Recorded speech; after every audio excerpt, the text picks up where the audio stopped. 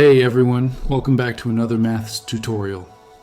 In this lesson, we are learning about evaluating and combining functions, also known as composite functions. Composite functions take the output of one function and use it as the input for another. For example, f of g of x means we first apply g to x and then apply f to the result. You can think of it as a process chain where values pass through two functions, one after another. The key thing to remember is that the function nearest to x is applied first. So in f of g of x, the g function happens before the f. Let's take a simple example.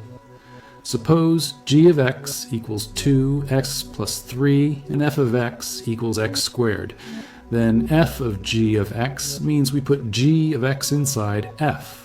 So we replace x in f with 2x plus 3. That gives us open bracket 2x plus 3 close bracket squared.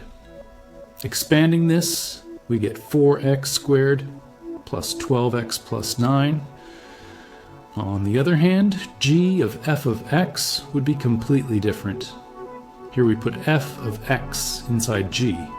So g of f of x equals 2 times x squared plus 3, which gives 2x squared plus 3. Notice that f of g of x and g of f of x are not the same. They represent completely different orders of operation. Composite functions are really useful when we want to combine two processes into one. For example, in real life, you might convert temperature from Celsius to Fahrenheit and then Fahrenheit to Kelvin. The result of one formula becomes the input for the next. That's exactly how composite functions behave too. Summarize.